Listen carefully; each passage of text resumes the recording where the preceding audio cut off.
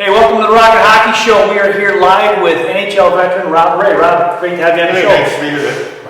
900 games, 16 years. That's a pretty long career.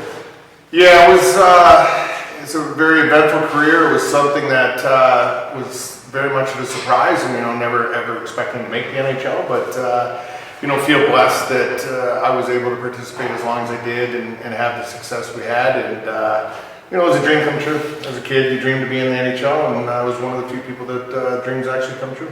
Is it true that your first game was your best game? Statistically wise, it was my best game. I had a goal, assist, +3.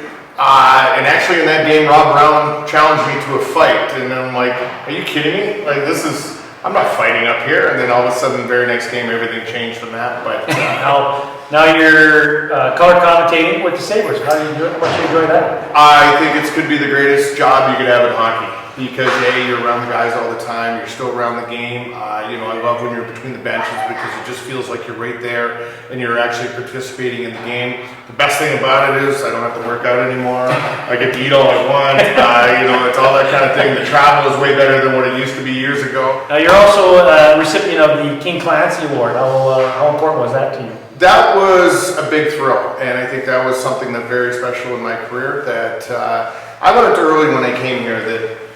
It's the fans that make the player. I learned that they accepted me early and I wanted to give back. Now, you grew up in Sterling, Ontario, is that correct? Yeah, Sterling, Ontario, about 2 hours east of Toronto. Almost directly north from Rochester, right across the road. I tried to find it on the map. No, you wouldn't. Well, too small a town. So it's a very tight-knit group. I was actually the first guy to make it to the NHL out of our town. Tell us about youth hockey growing up in Sterling back when you were a boy. Well, youth hockey there, because it's such a small town, everybody that came out made the team. And it was just a matter of where you were going to play. Back then I scored 1 million goals. Once you gravitate up through the ranks, less and less. But, it was so much fun, and you still go back and you see guys that you played, against and with.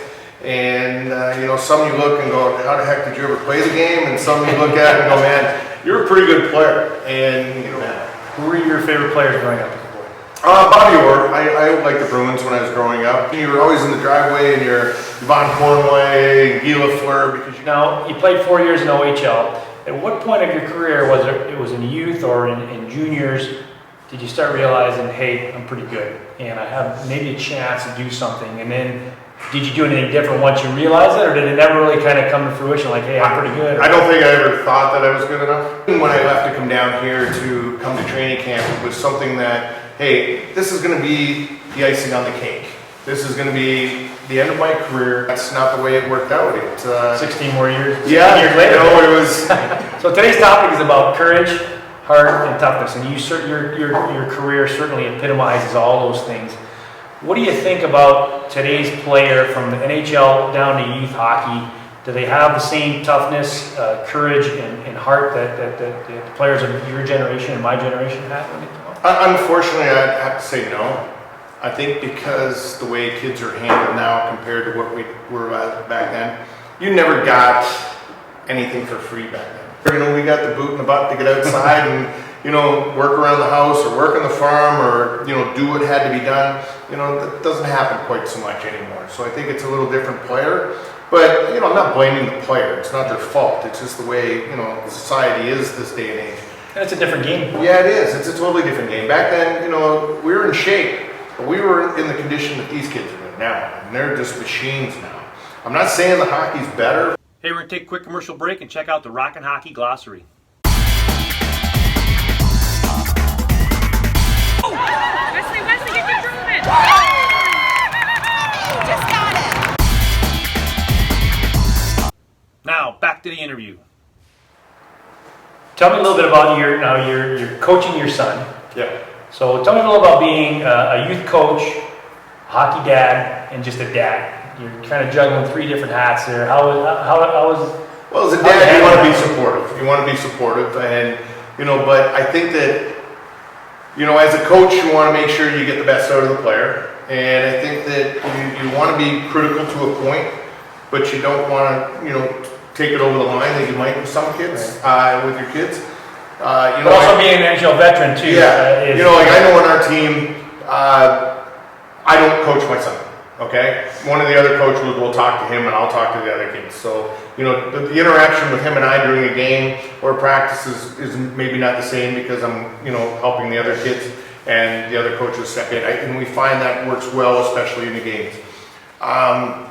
You know, I think that sometimes you take that game home with you a little bit. You got to learn that when it's over, it's over. You know, I like getting in the truck and, you know, driving home from the rink and ask, how do you think you did? Yeah. You know, how do you think that you played? Do you think that you did everything you could possibly do to win or, you know, make a difference in the game? And most of the time they're going to be honest. And, you know, if it's going to come out, well, how do you think I did? Well, I thought maybe you could have done this a little better, or maybe next time try this. And it's hard, I think, because so many people out there now that, you know, they think they put their kid into a game and, you know, played minor hockey and they're all going to make the NHL. Right. And I think that's a huge, huge problem, a huge mistake that parents make, that everybody thinks their kids are going to make it, and it's not. It's such a very small percentage of kids even get an opportunity to play pro hockey. And I think what they do is they miss the opportunity to grow together with the child and enjoy the, you know, the years you have of them playing the sport and traveling around and being with the other families and having good times, you know, at tournaments and all this kind of thing,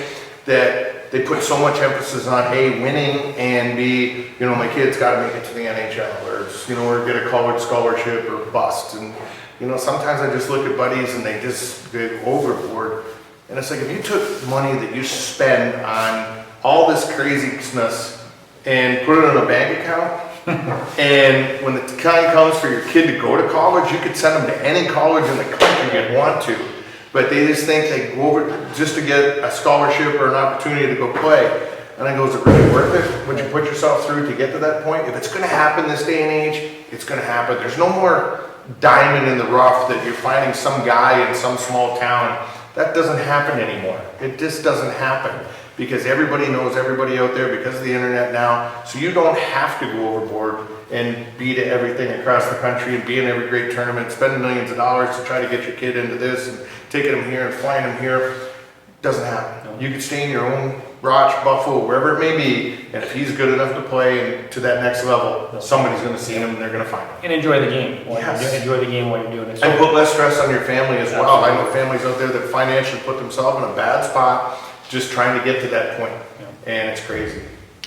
How do you teach or instill that courage and toughness and heart that we talked about that you played with? How do a young coach or a young parent, how do they get their children or their team to play with that heart and courage? Well, I think that the big part is getting the kids to make sure that they're willing to do whatever it takes for the guy sitting across from them, the guy sitting beside them.